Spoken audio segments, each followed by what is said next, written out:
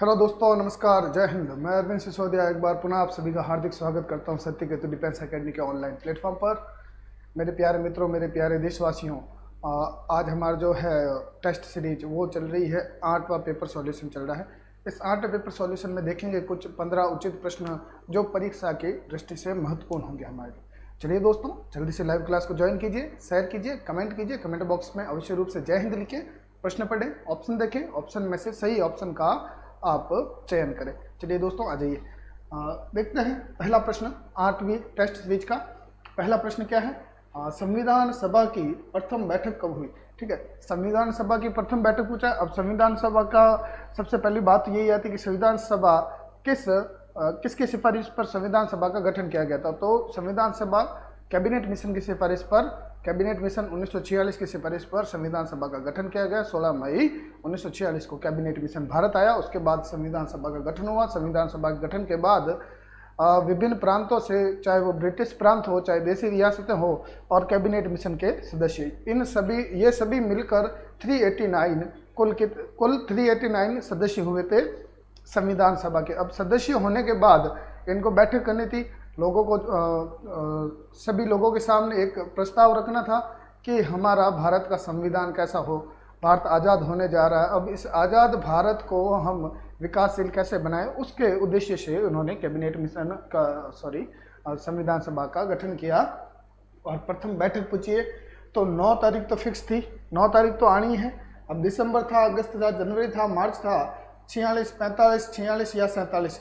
जल्दी से करेक्ट जो ऑप्शन है वो आप निकाल दीजिए, फिर हम देखते हैं, आगे बढ़ते हैं। देखते हैं जुड़े कौन कौन है हमारे साथ। सौरभ नेगी, जय हिंद। सौरभ नेगी ने आंसर दिया है ए में क्या है भैया? 9 दिसंबर 1946, बिल्कुल करेक्ट। तो दोस्तों, क्या हो जाएगा आंसर? 9 दिसंबर 1946 को प्रथम बैठक हुई थी। दूसरी बैठक इसके 2 दिन बाद 11 तारीख को, और तीसरी बैठक इसके 2 दिन बाद 13 तारीख को आपके क्या हुई थी भैया? बैठकें हुई थी, कंटिन्यू 3 बैठकें हुई थी। 9 तारीख को इसमें अस्थायी अध्यक्ष चुने गए थे सच्चिदानंद सिन्हा। 11 तारीख में स्थायी अध्यक्ष चुन लिए गए थे राजेंद्र प्रसाद जी। और 13 तारीख को क्या हुआ था दोस्तों? 13 को आपके उद्देश्य प्रस्ताव रखा था। जो वर्तमान में हम प्रस्तावना देखते हैं संविधान में वर्तमान में प्रस्तावना देखते हैं, वो उद्देश्य प्रस्ताव जवाहरलाल नेहरू जी ने 13 तारीख वाली मीटिंग में रखा था। चलिए दूसरा प्रश्न देखिए, संविधान का प्रारूप तैयार किसने किया? अब 2 सवाल यहाँ से आते हैं। प्रारूप समिति के अध्यक्ष, प्रारूप समिति के अध्यक्ष तो वो समिति अलग है, संविधान का प्रारूप क्या होता है? ड्राफ्टिंग यानी मान लीजिए कि किसी प्रकार मैं आपको एक कोई मतलब क्रिएशन दूं कुछ बनाने के लिए, मैं बोलूं कि आपको एक बुक बनानी है, ठीक है, तो आपको उस बुक की डिज़ाइन वगैरह सारा, कौन सा पार्ट पहले आना चाहिए, कौन सा बाद आना चाहिए, एक निबंध कैसे लिखते हैं, उस प्रकार से पूरी ड्राफ्टिंग किसने की है? प्रारूप समिति के अध्यक्ष पूछा जाएगा तो भीमराव अंबेडकर जी होंगे। परंतु संविधान सभा का प्रारूप तैयार किसने किया? ये भीमराव अंबेडकर जी नहीं थे। ऑप्शन देखिए जल्दी से और कमेंट कर दीजिए।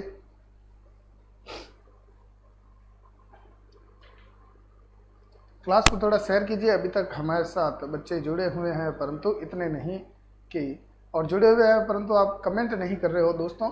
इजी क्वेश्चन है, कमेंट तो बनता है आपका।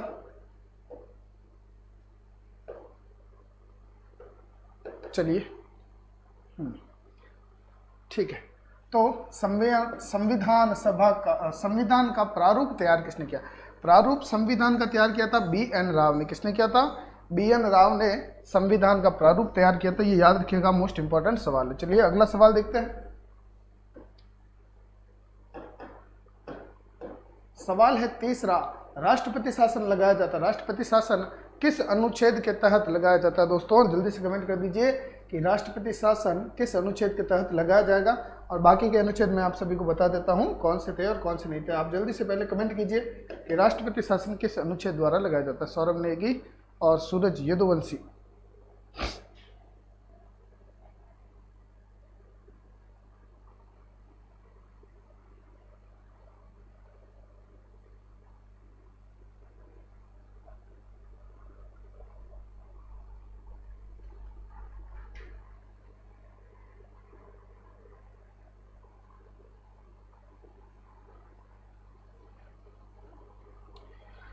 तीन 356 आंसर आ रहा सभी का, वेरी गुड। तो पहला आंसर हमारा सही है 356। ठीक है, राष्ट्रपति शासन लगाया जाता है अनुच्छेद 356 द्वारा, बिल्कुल करेक्ट आंसर है। अनुच्छेद 352 क्या है? अनुच्छेद 352 द्वारा आपातकाल लगाया जाता है। क्या लगाया जाता है? आपातकाल। ठीक है, अब तक आपातकाल कितनी बार लग चुका है? भारत में 3 बार आपातकाल लगा है, 3 बार आपातकाल लगा है। 1962 से 26 अक्टूबर 1962 से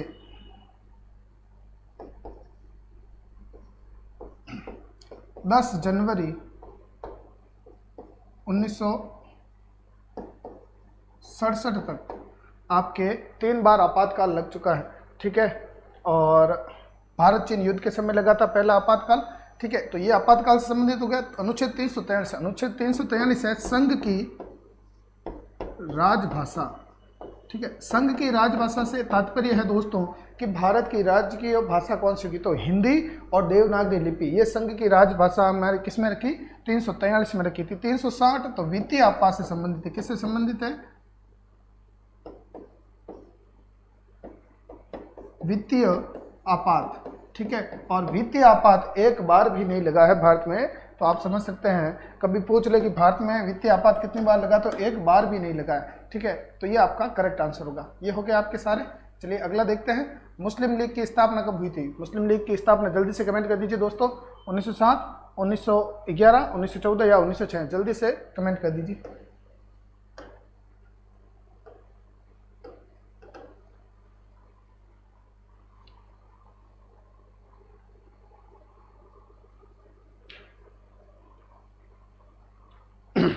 चौथे में 1906 आंसर दिया।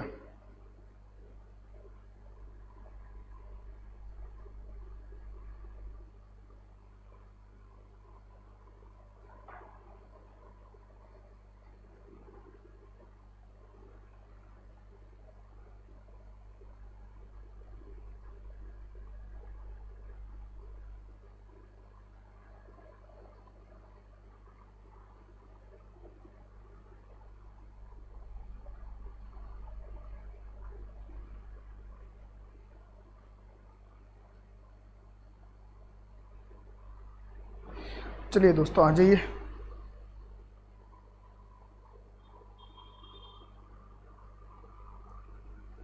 सभी का आंसर सर थोड़ा स्पीड से बढ़ो, अभी बढ़ते हैं। चलिए आंसर क्या आ रहा है सभी का? 1906। वेरी गुड, बिल्कुल करेक्ट आंसर है। 1906 आपका आंसर होगा। 1907 में सूरत अधिवेशन हुआ था, सूरत अधिवेशन। ठीक है, सूरत अधिवेशन में क्या हुआ था भैया? जो कांग्रेस थी वो 2 गुटों में विभाजित हो गया था, नरम दल और गरम दल। ठीक है, 1911 में क्या हुआ था? 1911 में हुआ था आपके कलकत्ता से दिल्ली राजधानी स्थानांतरण की घोषणा। ठीक है ना, घोषणा हुई थी 1911 में, और 1912 में आपके राजधानी स्थानांतरित कर दी गई थी। ब्रिटेन की रानी आई हुई थी भारत दौरे पर, उस समय दिल्ली से कलकत्ता से दिल्ली राजधानी स्थानांतरण की घोषणा की थी। 1914 में प्रथम विश्व युद्ध। अब दोस्तों क्या होगा हमारा आंसर करेक्ट? 1906 किसका? मुस्लिम लीग की स्थापना। इससे संबंधित सवाल आता है। अब प्रथम विश्व युद्ध में देखा जाए तो 4 अगस्त 1914 को आपके इंग्लैंड ने जर्मनी पर युद्ध की घोषणा कर दी थी कि मैं युद्ध करूंगा। फिर 6 अगस्त 1914 को क्या हुआ था? आपके जर्मनी ने रूस पर आक्रमण की घोषणा कर दी थी। और फिर 26 तारीख को देखा जाए दोस्तों तो आपके क्या हुआ था? 23 तारीख को हुआ था आपके अपने जापान ने इससे पहले जो मैंने बताया था कितनी तारीख? 6 तारीख को। 6 तारीख को ऑस्ट्रिया ने रूस पर आक्रमण की घोषणा की थी, और फिर जापान ने की थी भैया जर्मनी पर युद्ध की घोषणा। ठीक है, ये सारी घोषणाएं हुई थी कुछ तारीखों से संबंधित। प्रश्न 5वां, भगवान बुद्ध का असली नाम। ठीक है, तो हम देखेंगे भगवान बुद्ध का असली नाम। और उसके बाद 26 तारीख 1914 को क्या हुआ था? 26 तारीख 1914 को कलकत्ता में ब्रिटिश बेड़े पर क्या हुआ था दोस्तों? भारतीय क्रांतिकारियों ने आक्रमण किया और 50 माउजर उनसे बरामद की और 46,000 वो क्या कहते हैं, राइफल वो होती है ना, गोलियां, वो बरामद की थी। ठीक है, तो वर्धमान महावीर ये तो इनका नाम हो गया। गौतम, गौतम बुद्ध का ही नाम है। ठीक है, गौतम इनकी क्या थी, वो कुल वंश था, गौतम वंश के होने के कारण इनको महात्मा गौतम भी कहते हैं। ठीक है, गौतम बुद्ध भी कहा जाता है। सिद्धार्थ, सिद्धार्थ इनका करेक्ट नाम था, ये आपका करेक्ट आंसर होगा। ठीक है, भगवान बुद्ध का असली नाम सिद्धार्थ। अगला प्रश्न देखिए, प्रश्न 6, भगवान बुद्ध ने अपने उपदेश किस भाषा में दिए थे? तो भगवान बुद्ध ने अपने उपदेश दिए थे दोस्तों पाली भाषा में। कौन सी भाषा में दिए थे? पाली भाषा में। आ जाइए जल्दी से।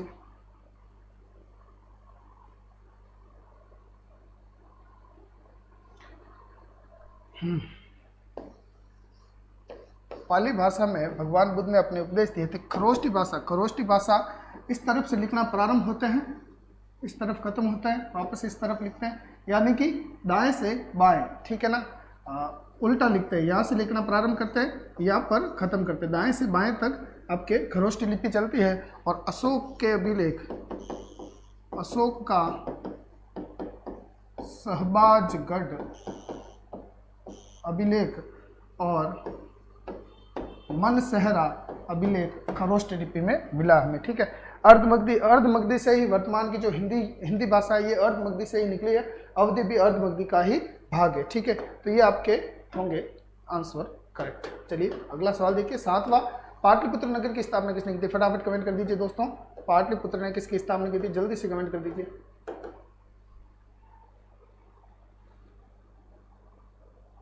हाँ, पाली भाषा सभी का answer, very good.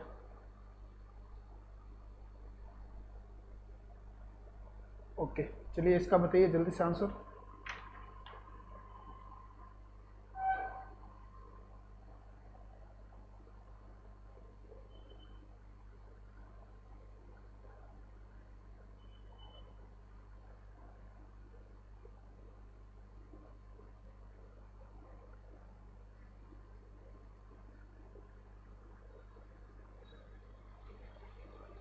Answer B आ रहा है, उदयन, उदयन। ठीक है, वेरी गुड, करेक्ट आंसर है। एक उदयन थे, एक उदयन थे, करेक्ट, इनका नाम उदयन है।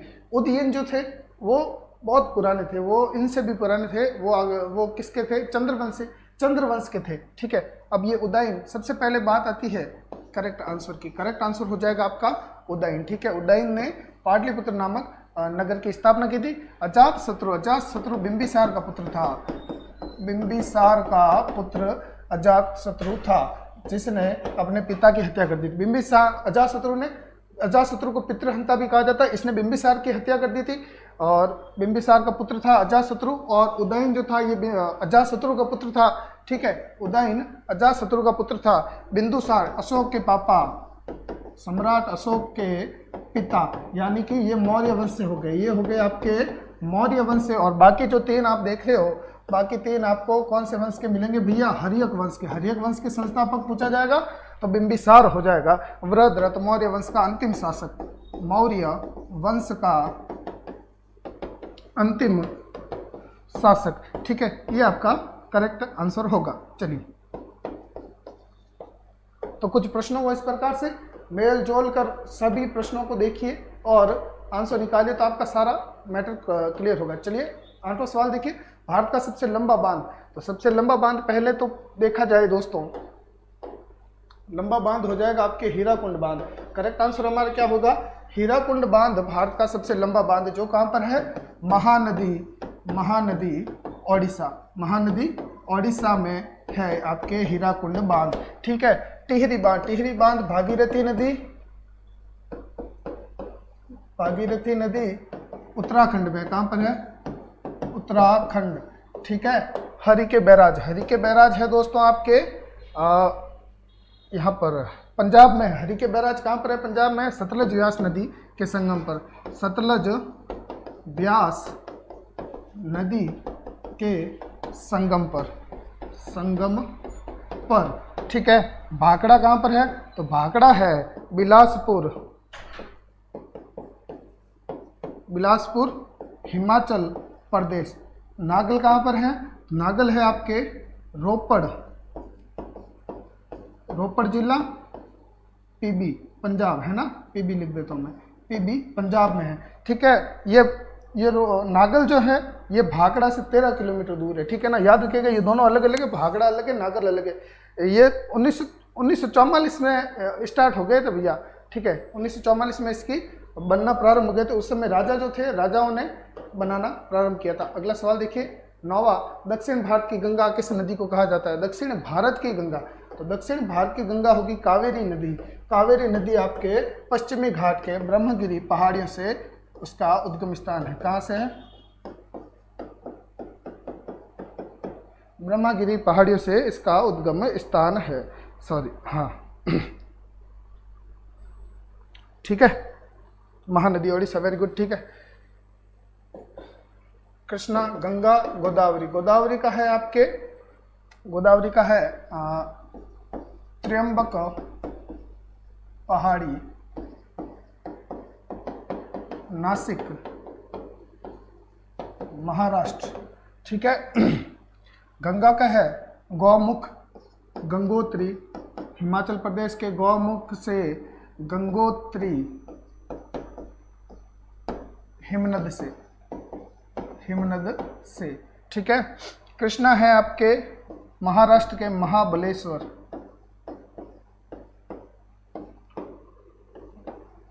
MH। ठीक है, महाराष्ट्र के महाबलेश्वर नामक स्थान से कृष्णा नदी का उद्गम स्थल है। ये सभी का उद्गम स्थल है। करेक्ट आंसर हमारा होगा कावेरी। कावेरी नदी को दक्षिण भारत की गंगा कहा जाता है। ठीक है, और दक्षिणी गंगा किसे कहा जाता है? गोदावरी को। गोदावरी को इसलिए कहा जाता है क्योंकि ये लंबाई में सर्वाधिक लंबी है, और कावेरी को इसलिए कहा जाता है क्योंकि वो पवित्र नदी है। अगला सवाल देखिए, भारत का उत्तरतम बिंदु। भारत का उत्तरतम बिंदु हो जाएगा दोस्तों आपके इंदिरा कौल। ठीक है, यदि हम भारत का मैप देखें इस प्रकार से, ठीक है, आप समझ जाना, मैं मैप मतलब आपको एक आइडिया दे रहा हूँ। ठीक है, तो उत्तरतम बिंदु हो जाएगा आपका ये, तो ये हो जाएगा आपका इंदिरा कौल। ठीक है, इंदिरा कौल आपका उत्तरतम बिंदु हो जाएगा। और पूर्वतम पूछा जाए तो पूर्वतम होगा आपके वालांगू या किबिथु, वालांगू या किबिथु। ठीक है, फिर आपके इस तरफ आ जाते हैं हम, तो ये आपका पश्चिमी बिंदु होगा, पश्चिमी बिंदु होगा सर क्रिक, सर क्रिक या गौरमोथा। ठीक है, गौरमोथा, सर क्रिक या गौरमोथा आपके किस तरफ हो जाएगा? पश्चिमी हो जाएगा। दक्षिणी बिंदु देखा जाए तो यहाँ पर तो आप क्या आएगा? कैप कैमोरीन, कैप कैमोरीन, ये प्रायद्वीपीय भारत का दक्षिणी बिंदु है। और यदि भारत का दक्षिणी बिंदु देखा जाए तो भारत का दक्षिणी बिंदु हमें मिलेगा अंडमान निकोबार के अंदर Indira point, Indira point, Indira point आपके या पिग्मेलियन पॉइंट भी इसे कहा जाता है। ये आपका करेक्ट आंसर देना है। करेक्ट आंसर आपके इंदिरा कौल हो जाएगा। ठीक है, आंसर क्या हो जाएगा? इंदिरा कौल हमारा करेक्ट हो जाएगा। चलिए अगला सवाल देखिए दोस्तों, जल्दी से 5 प्रश्न रहे, अभी कर देंगे 5 प्रश्न। डेविस कप, डोविस कप लिखा हुआ, डोविस नहीं है, डेविस कप का संबंध किस खेल से? जल्दी से कमेंट कर दीजिए दोस्तों, डेविस कप का संबंध किस खेल से है? और बाकी इनमें ये खिलाड़ियों की संख्या बता दीजिए। ठीक है, कि इन खेलों में खिलाड़ियों की संख्या कितनी? मैं एक बार थोड़ा सा करेक्शन कर देता हूँ इसका, डोविस नहीं है, डेविस से।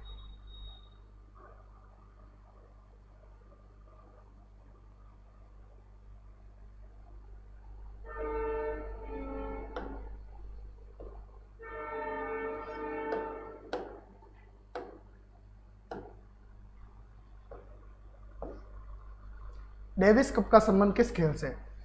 जल्दी से कमेंट कर दीजिए, आंसर आ जाना चाहिए अब तक तो। देखते हैं आपका आंसर। हाँ, वृद्ध गंगा, वेरी गुड। सौरभ नेगी, सूर्य दुवंशी, तेजा पवार, राकेश। आंसर सभी का सी आ रहा है, लॉन टेनिस से। डेविस कप किससे संबंधित है? तो लॉन टेनिस, वेरी गुड, बिल्कुल करेक्ट आंसर है। ठीक है, ये आपका लॉन टेनिस। क्रिकेट से संबंधित कौन सा कप है? तो चैंपियंस ट्रॉफी हो गई। ठीक है, और वर्ल्ड चैंपियनशिप हो गई। फुटबॉल से संबंधित फीफा हो गया, फीफा कप। ठीक है,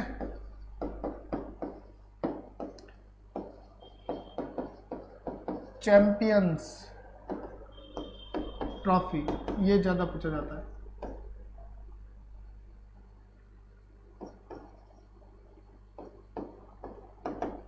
चैंपियंस ट्रॉफी और लॉन टेनिस, इसमें देखो खिलाड़ियों की संख्या देख लीजिए। लॉन टेनिस से आपके डेविस कप हो ही गया, फुटबॉल में खिलाड़ियों की संख्या 11 होती है, क्रिकेट में 11 होती है, लॉन टेनिस में 1 या 2 आपके युगल कर सकते हैं। क्या कर सकते हैं भैया?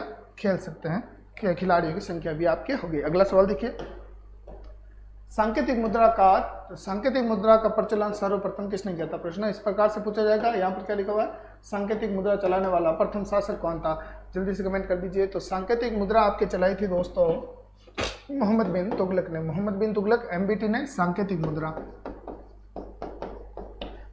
मुद्रा चलाई। दिल्ली से दौलताबाद यदि कोई अपनी राजधानी लेकर गया था, वो कौन लेकर गया था? मोहम्मद बिन तुगलक। शेरशाह सूरी। शेरशाह सूरी किसके लिए प्रसिद्ध है? इल्तुतमिश, कुतुबुद्दीन ऐबक। कुतुबुद्दीन ऐबक का देख लीजिए दोस्तों।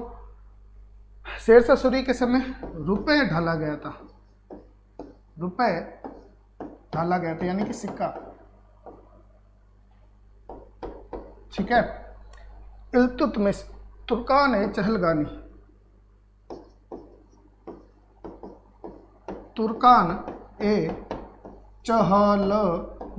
यानी कि 40सा, क्या कहते हैं आप कहते हैं 40सा विभाग का गठन। 40सा विभाग का गठन किसने किया था भैया? 40सा विभाग का गठन इल्तुतमिश ने किया था। इसमें 40 सैनिक थे इनके, मोस्ट इंपोर्टेंट। जैसे 9 रत्न होते हैं उसी प्रकार से तुर्कान-ए चहलगानी में 40 सदस्य थे। कुतुबुद्दीन ऐबक 2.5 दिन का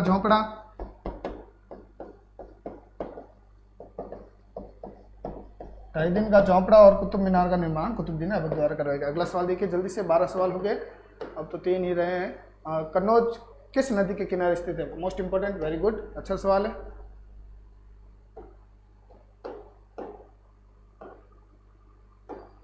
चलिए कमेंट कीजिए जल्दी से, कन्नौज किस नदी के किनारे स्थित है? ठीक है। गंगा, ब्रह्मपुत्र, यमुना, गोमती है, गौतमी नहीं है ना। तो इसका मैं थोड़ा सा करेक्शन करता हूँ, 2 मिनट का समय लगेगा।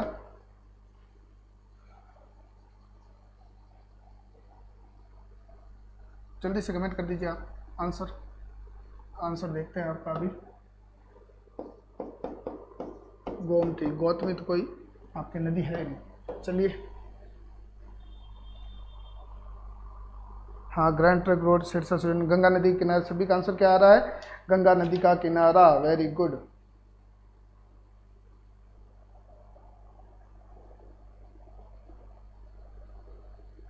चलिए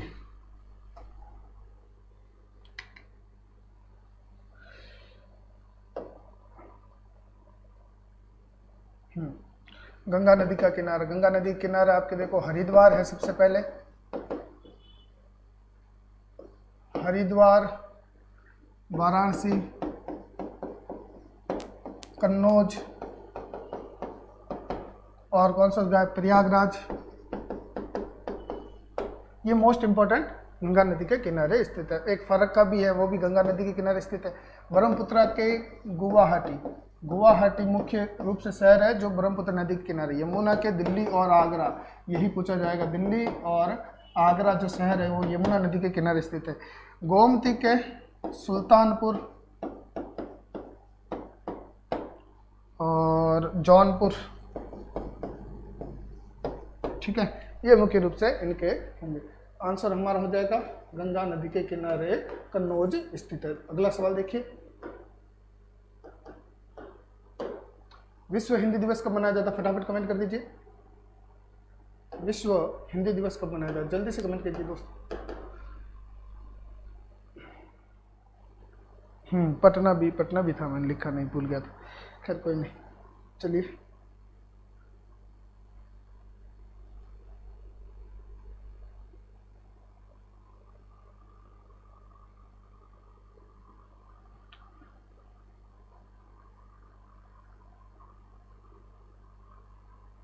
जल्दी से आंसर कमेंट कीजिए। दूसरे प्रश्न बाद में।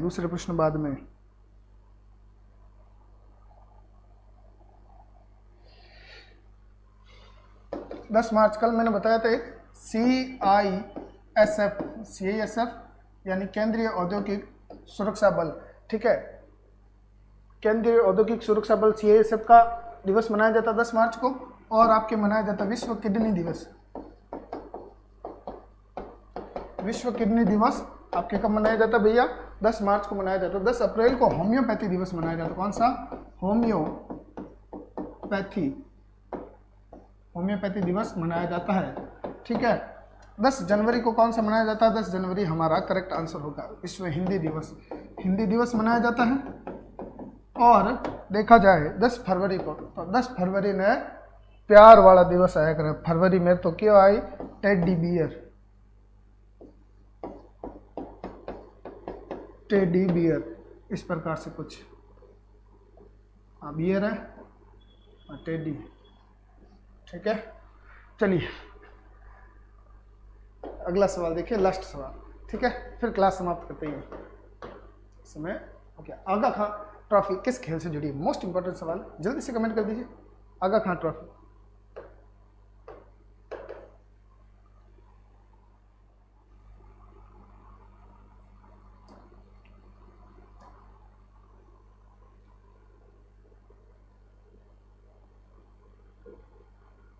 आज यूपीएससी का दिवस है भैया, सिविल सर्विस डे। ठीक है, आज कौन सा दिवस है?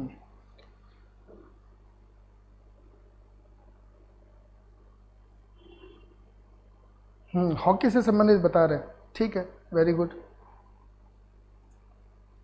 चलिए लास्ट सवाल है हॉकी। हॉकी से आगा खां ट्रॉफी तो आपकी हो ही गई, आगा खां ट्रॉफी हो गई। ध्यानचंद हो जाएगा, ध्यानचंद ट्रॉफी भी है। महाराजा रणजीत सिंह ट्रॉफी, ठीक है। इंदिरा गांधी ट्रॉफी, ठीक है।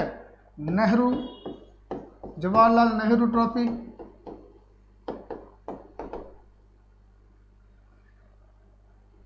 नेहरू कप, ठीक है। और आपके बैटन कप भी है, बैटन कप भी किससे? हॉकी से संबंधित है। और आपके रंगास्वामी है, ठीक है। इतने सारे हो जाएंगे आपके क्या? हॉकी से संबंधित, ठीक है, कप, ठीक है। रणजीत सिंह, वेरी गुड, बिल्कुल। एक और बच रहा है, ध्यानचंद, महाराणा रणजीत सिंह, इंदिरा गांधी और Nehru cup, Beighton cup, Rangaswamy. एक आपके सिंधिया कप है, सिंधिया कप। ये सारे कप किससे संबंधित है भैया? ये सारे कप है आपके हॉकी से संबंधित। वेरी गुड, बिल्कुल अच्छे, उचित रूप से बहुत अच्छा आंसर दिए, गुड।